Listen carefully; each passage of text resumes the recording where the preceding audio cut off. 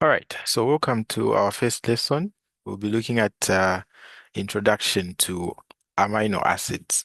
Okay, my name is Tutor Poul Solutions for those who do not know me. All right, so to start with the lesson, I would like to ask a simple question. Okay, so anyone who can help us define what the amino acids are. Okay, I know you've heard about amino acids. You actually did them in biology in semester one. So in semester two, you're going to do them again in chemistry. So what are amino acids? Anyone can help us.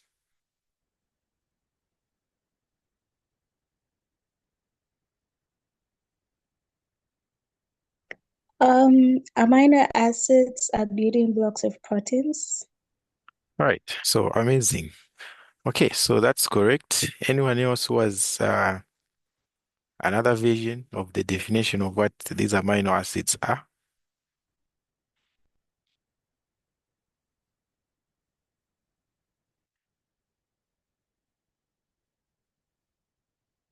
All right, so let's work with that. Okay, so yeah, so that's true. Okay, so that's the definition there that I wrote down for you guys. Okay, so these amino acids, okay, are just simply the building blocks. Okay, they're just the building blocks of proteins. So meaning that each protein that you know, okay, actually came from amino acids.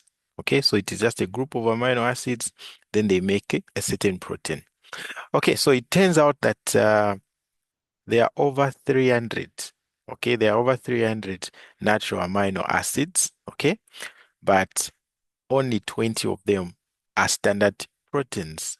Or I mean, only 20 of them can be found in standard proteins. Okay, so there are a lot of amino acids, but what you are going to be focusing on are the standard 20 amino acids. Okay, so these standard 20 amino acids are called alpha amino acids. Okay, so later get to know why they are called alpha amino acids.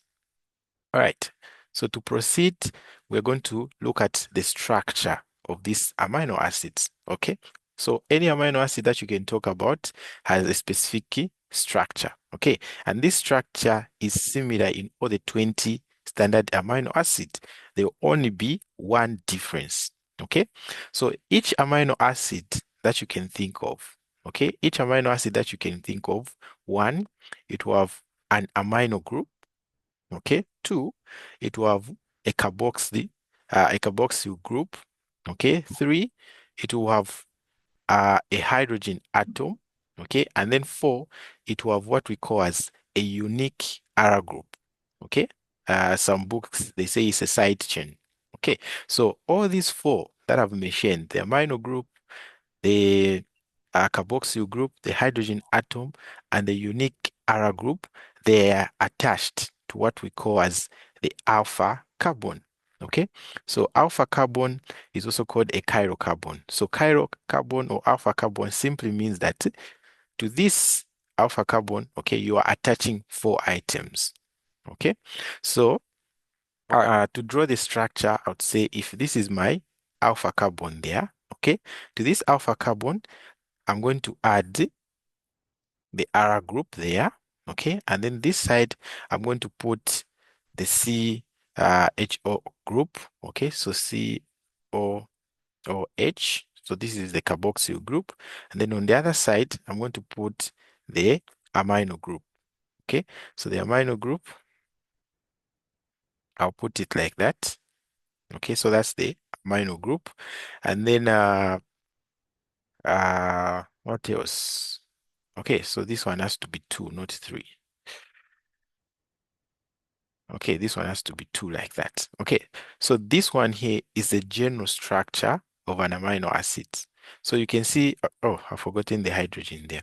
You can see that this carbon is connected to actually four items. Okay, the carboxyl group, the amino group, the R group, and the what? The hydrogen. Okay, so what actually makes up the 20 amino acids is just this R group here. Okay, because this, and this will be the same in all the amino acids, but this R group will be changing. Oh, okay. So depending on the R group that you have there, you're going to have a different amino acids. Okay, so we have 20, about 20, okay, 20 R groups that will form 20 amino what? Acids. Okay, so um that's about the structure of these amino acids. So any amino acid that you see, you should be thinking of this. Okay. So in this course, it is a requirement that you should know how to draw the structure of the 20 standard amino acids. Okay. So you have to know how to draw all the amino acids. Okay. So the only thing that you'll be changing in those diagrams of yours will just be this R group. And then this and this and this will actually be remaining the what? The same. All right. So from there, please guys, if you have any questions, feel free to ask. Okay. So these are the functional groups that we are talking about. Okay. We have the amino group. So the nature of the amino group is that it's basic in nature. Okay. So meaning that it acts as a what? As a base. Okay, meaning that this group has actually a pH. That is what? Okay, it has a pH that is what? I'm asking you guys. Okay, is this pH, should it be greater than 7 or less than 7? If we're saying this amino group is basic, its pH should be what? Greater than 7 or less than 7? Anyone? Greater than Okay, exactly. So this pH here should be what? Greater than 7 because it's basic. And then for the carboxyl group, we're going to say that one is acidic. So meaning its pH should actually be less than 7. Okay? You did this in chemistry when you're looking at acid and bases. Okay? And then another important characteristics of these amino acids is that they can exist, okay, as both basic and acidic at the same time. Okay, they can be acidic and basic at the same time. So that one happens at a pH that we call as the physiological pH. Okay, so at this physiological pH, some of these amino acids will exist, okay, as both basic and acidic. And we call that by this special type of name, which we say are those amino acids will be called as deuterions. Okay, so when they ask you what does deuterion mean, it simply basically means that the amino acid is existing, okay, as both acidic and what? Basic at the same time. Okay, so that's about the functional groups. And then we can move to the R group. Okay, so the R group, I said, is the one that makes each amino acid to be unique. Okay, so this R group, it can actually be classified under different types. Okay, it can be polar, it can be non-polar, it can be charged, it can be aromatic, or it can be sulfur containing. Okay, so polar, non-polar, these things you learned them in biology semester 1. Okay, these things you learned them in biology semester 1. You know what the polar means and what the non-polar means, or charged. Okay, so meaning here on charged, okay, here on charged, it means some of these R groups will be positively charged. Okay, and then uh, or it can be positively charged or it can be negatively charged, some of the R groups. Okay, and then aromatic simply means that some of these R groups will be represented in a ring form like this. Okay, like a benzene ring or any ring. Okay, as long as it's a ring. Okay, later on in this course, we'll be learning organic chemistry. We'll know about how to draw these aromatic rings and everything. Okay, and then these same R groups can also be sulfur containing. So it can be a group like that, it's a R group, and then it contains an atom sulfur. We're going to call that R group as what? Sulfur containing. That's what we mean. So depending on the R group that is connected, okay, to that amino acid and the type of that R group, it means that that amino acid will have what? Different characteristics. okay, to have different characteristics, and these characteristics will help it to carry out its function. Okay, so that's the importance there. Okay, and then from there we can now take a look at the standard, the 20 standard amino acids. Okay, so I've tried to list them here. Okay, so these are the 20 standard amino acids that you should know, you guys. Okay, I know you know some of them. All right, so we have glycine there. There's alanine. Okay, some people say alanine. There's valine or valine. Okay, there's leucine. There's isoleucine. There's methionine. Okay, there's phenylalanine, tryptophan, tryptophanamine, and then there's serine, threonine. Okay, cysteine, tyrosine, asparagine, glutamine, aspartate, glutamate, lysine, arginine, okay, histidine, and then there's also what? Proline. So these ones here that I've listed are our 20 standard amino acids, okay? So whenever you are studying, make sure that the amino acid that we are studying is among these, okay? Because these are the standard 20 amino acids that will be important in this course. And they're actually the ones that are important, even as you uh, go out there to major in whatever course that you're going to do, okay? You need to have a basic understanding of these 20 amino acids and what they actually do, okay? All right, so these 20 amino acids, okay, they can be classified, okay, they can be classified based on their nutritional at category, okay? They can be classified into what we call as essential. Okay, I think this is on my next slide. Okay, yeah. So they can be classified into what we call as essential amino acids. Okay, and then we have the semi-essential amino acids. And then the third type is the non-essential acids. So they can be classified under these three categories. Okay, so now what does it mean when we say that an amino acid is essential? Okay, so an amino acid is essential. Uh, it means that this one you must obtain it from the diet. Okay, so that amino acid simply means that it cannot be synthesized by the body, so you need to obtain it from your diet. So from the foods that you eat. Okay, from the foods that you eat. That's where you get these amino acids. Okay. You can't find them in the what? In the body. So examples of these essential amino acids. Okay. We have valine, leucine, isoleucine, methionine. Okay. And even phenylalanine. So these are the examples of what? Essential amino acids. Okay. And then another group is what we call as the semi-essential. Okay, so these semi-essential are mostly needed in children. Okay, they are most needed in children, and an example of the semi-essential amino acid is arginine and histidine there. Okay, so this one here, histidine and arginine. Those are examples of the semi-essentials. And then we also have the third category now. Uh, we're saying that we have non-essential amino acids. Okay, so the first one, okay, the first example is glycine. Okay, so glycine is a non-essential amino acid. Why? Because it can be synthesized by the body. Okay, so when you eat whatever you eat, the glycine will actually be synthesized by the body. Okay, so even the alanine is an example. Okay, and all these other amino acids that I've listed down there. Okay. All right. So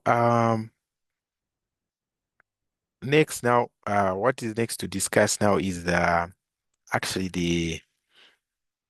the representation of these amino acids. Okay. So you can see that these names are quite long.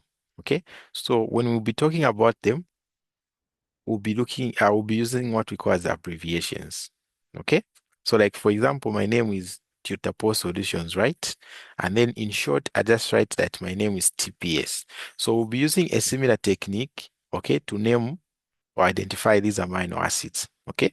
So we're going to be classifying them, one, using what we call as a three-letter abbreviation. And then two, we'll also be classifying them using what we call as a one-letter abbreviation. Okay, so sometimes they'll actually ask you to they'll just give you like abbreviations of the amino acids and then they ask you to name them. Okay, so if you do not know the abbreviations, you fail that question. Okay, so it's very important to know the abbreviations for these amino acids. Okay, so we have the three-letter abbreviations and also the uh, one-letter abbreviation. So the one for one-letter abbreviation, most of them it's usually the first letter. But for those amino acids that have the first letter of the name, I mean. But for those amino acids that have the same beginning, okay, like they have the same letter when they are beginning. Like for example, uh, you have glycine here and glutamine. They all begin with G, okay. So we can say if I write G, they need to be glycine and glutamine. No, okay. So the G is left for glycine. Okay, so this G represents glycine. What am I writing now? Okay, it represents glycine. And then this glutamate here, okay, this glutamate here is not represented by G.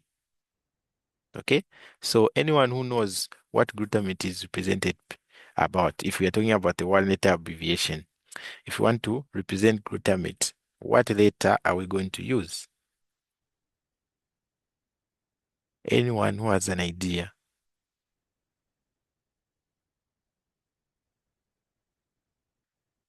Okay, so for glutamate, we use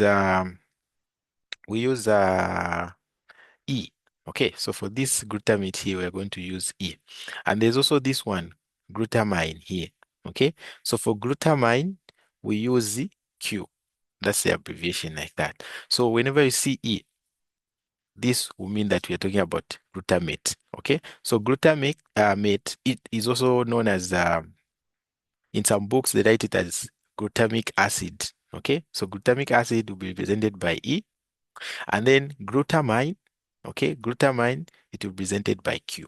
So whenever I see Q, glutamine. Whenever I see E, it's glutamate, and then G, we'll leave it for what? For glycine. So you have to know the abbreviation of each amino acid for those 20.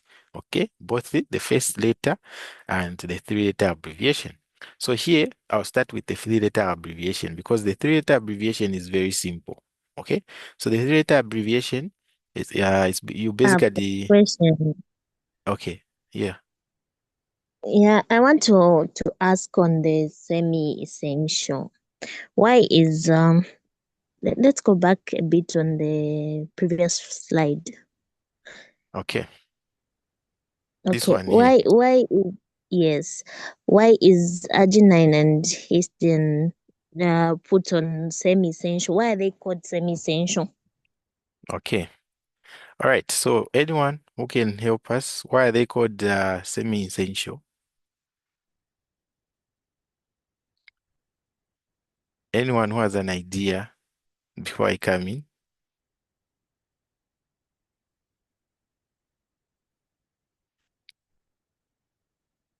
Anyone? Because I think like you guys did this in biology, so I don't know. All right, so arginine is considered as a semi-essential or what we call as a conditionally essential amino acid because under normal conditions, the body, okay, the body can synthesize it, okay. However, there are times of stress, I mean, okay, or maybe growth or illness, and the body demands for arginine, okay? It demands for an increase in the arginine production, okay? And it may not produce enough. The body may not produce enough, okay? So in such cases, where the dietary supplements becomes uh, essential to meet the needs, okay? This condition requirement is why arginine is classified under conditional, okay? Under conditionally essential amino acid or semi-essential amino acid, okay? Because normally the body can synthesize it. But there's those times where you are stressed, you are sick, and you need like uh, large amounts of arginine, but the body can't produce. The one that here I said these ones are are specifically for children. Okay, so we find that the body of the child cannot produce enough of the arginine. So when you go to the clinic, they will give him something. Okay, that will they will give him maybe food, a drink, or whatever that will help.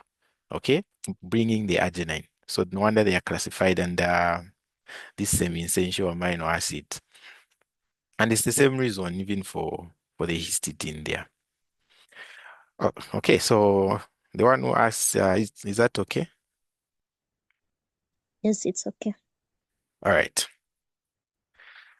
Okay, so where was I? Okay, we are talking about the three-letter abbreviations here. Okay, we are talking about the three-letter abbreviations. Okay, so the three-letter abbreviations I was saying these are very simple. Okay, these are very simple because I think it's just like uh only about one of it is does not follow the general rule.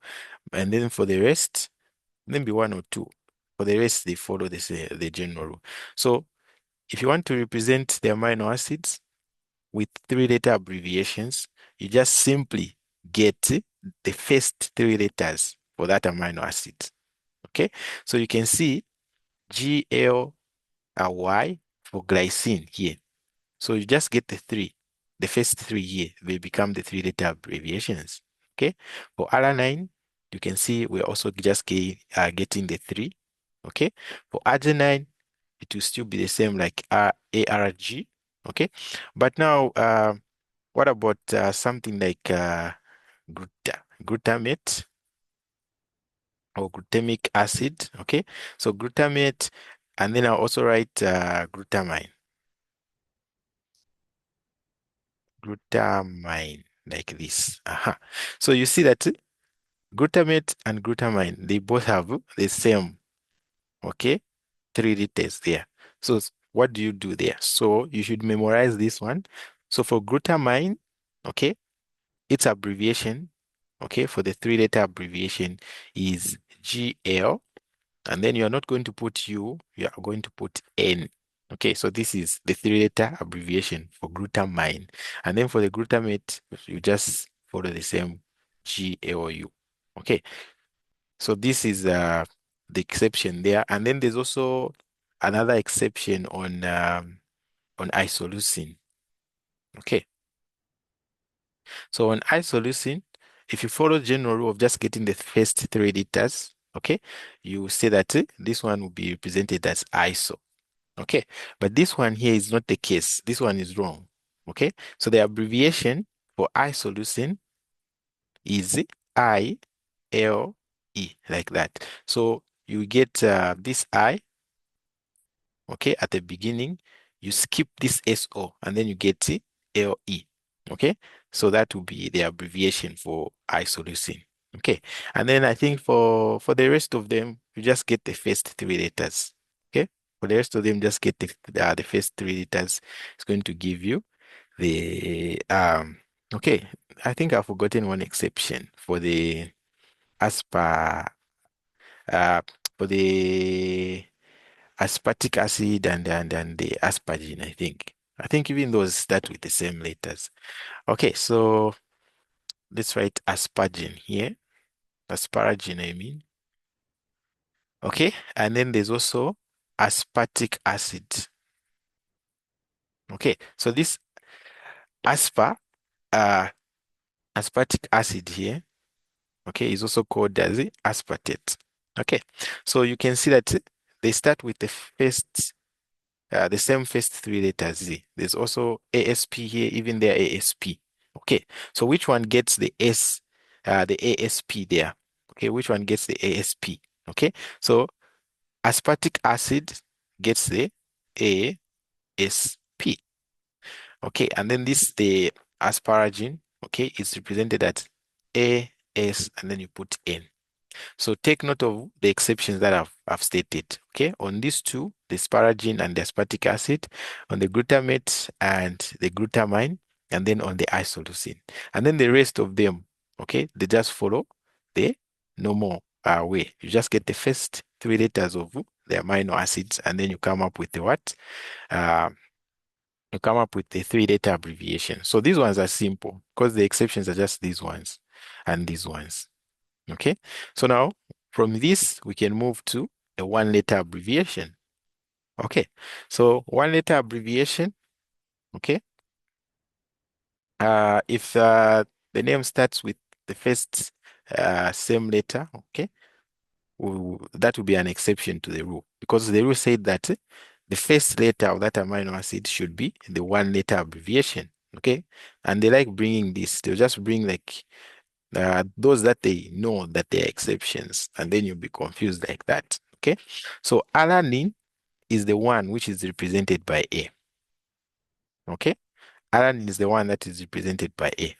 Or maybe I think I should go over all of the 20. Okay, I think I should go over all of the 20. So let's do this, push this to a side. Okay, so if you have alanine, then the symbol there will just be A. Okay, what about arginine? Okay, this is also starting with A. So arginine, its symbol is R. Okay, so I hope you are taking note there. And then aspartic acid. Okay, aspartic acid. So aspartic acid is represented by a D. Okay, and then asparagine. Okay, asparagine is represented by N. So you can see that all these start with A. Okay, but the one that gets the A is the alanine. Okay, and then arginine, it's R. Aspartic acid, it's D. Asparagine is what? N, like that. Okay, and then we also have I just want to mention those that are exceptions. Okay, if I want to mention it here, then it doesn't have an exception. Okay, we also have glutamic acid,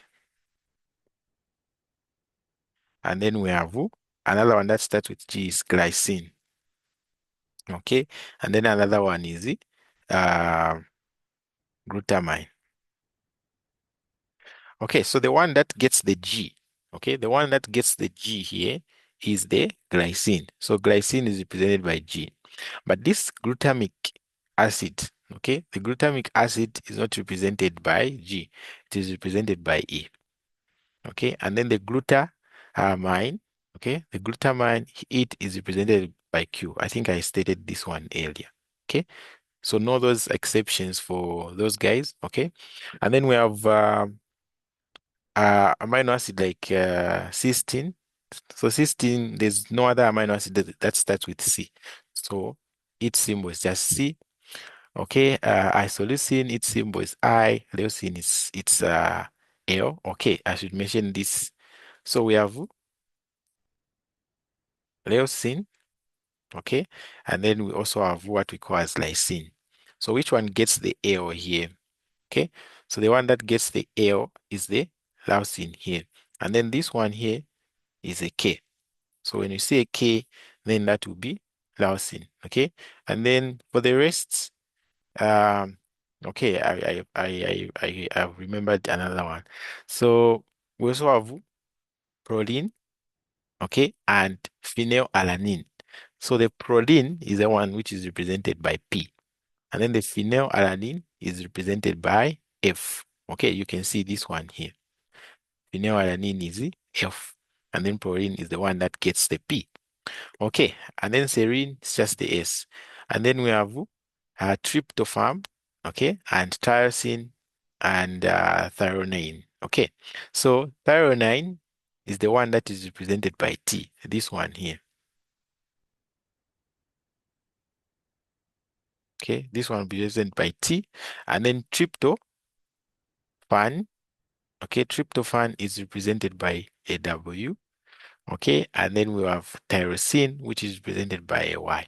So take note of these two exceptions here. Okay, and then the rest, they're just represented by the first letter of that same uh, amino acids. Okay, so we have talked about their representation. Okay, talked about their representation, and then we can now talk about or we can now say their structures. Okay, right. So before we do that, let's talk about the importance of, okay, the importance of the functions of these amino acids. Okay, so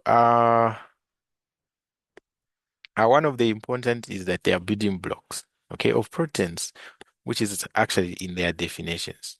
Okay, they will combine to form bigger proteins, and then two, they are precursor molecules, meaning they are used, okay, to do something else. Okay, so precursor molecules, e.g., in neurotransmitters, okay, you are going to find amino acids there. And then when the body is in starvation, meaning you lack carbohydrates, okay, these amino acids, by forming the proteins, will participate in what we call as the energy production in the body.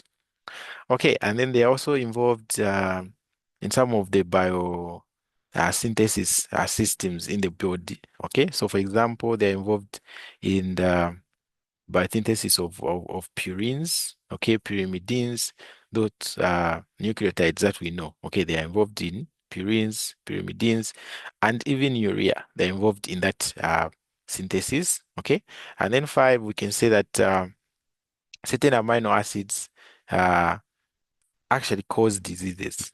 Okay, so it's very important to know. Okay, so uh, can okay, so I was saying certain amino acids, okay, help uh, or I can say they can cause diseases. So we have a condition that we say diaphorism. Okay, so this diaphorism results from toxic amino acid. Okay, of course, not from the standard 21s, but we said we have over 300 of the amino acids. Okay, so some of them, okay, are toxic to the body and they can also cause diseases. Okay, so that's it about the importance and the functions. Okay, so you can read more on the functions and the importance. Okay, I think I'll share some notes with you guys so that you can just read more in that area for the functions. Okay, so those were the importance, and then here I just have the pictures, okay, or simply the diagrams for the different amino acids. Okay, so these diagrams here, you have to know them. So we'll talk more about the diagrams when we would be talking about classification of these amino acids. Okay, because today I just mentioned that they can be polar, they can be non-polar, they can be charged. Okay, but next time when we'll be looking at the classification, we'll talk deeply about these structures. Okay, because it's all because of the structure that a certain amino acid will have a certain function. Okay, and we'll pick out those that are very important from the 20. Okay, the 20 are important, but we'll pick out some which are very important because of their structures. Okay, so glycine will look something like this. Okay, so that's glycine there. And then we have alanine, something like that. Valine, that's the structure there. We have leucine, okay, isoleucine. So I'll send these notes so that you study the structures. Methionine there, phenylalanine. So this here, the chirin here, they're the ones that we are saying aromatic amino acids. So when it comes to classification, this one sees it as a ring there. Okay. We'll classify it under what? Aromatic. Okay, there's tryptophan. It also has a ring. Okay, there's serine. Looks like that. Um, Alanine. Okay, and then cysteine. Okay, all these, they are amino acids. So these structures, you have to know them. Okay, you have to know the structures because sometimes they'll just say drop protein. Okay, so if you don't know the structure, don't you won't know where to start from. Okay, you won't know where to start from. But the important thing to note about these all these structures here is that on one end you have the carboxyl group, okay, that we mentioned, which is acidic, and then on the other end there we have what? The amino group.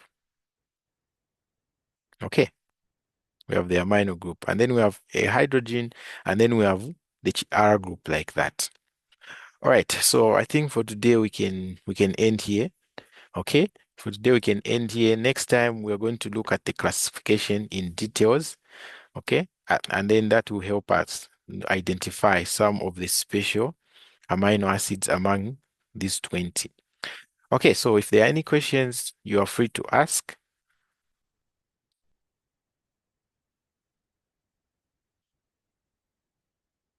Any questions on based on the introduction that we've done today? Sir, I have a question on the importance and functions. Yes, you can ask. Where it says certain amino acids can cause diseases, I need a bit of more clarification on that. Like Okay, how exactly? okay. So remember uh we mentioned how we have over 300 amino acids, right? Yes. Hmm. So some of those amino acids, okay, when they go into the body, they can be toxic to the body due to the processes that they undergo. That's what we mean Okay. there. Yes. Okay.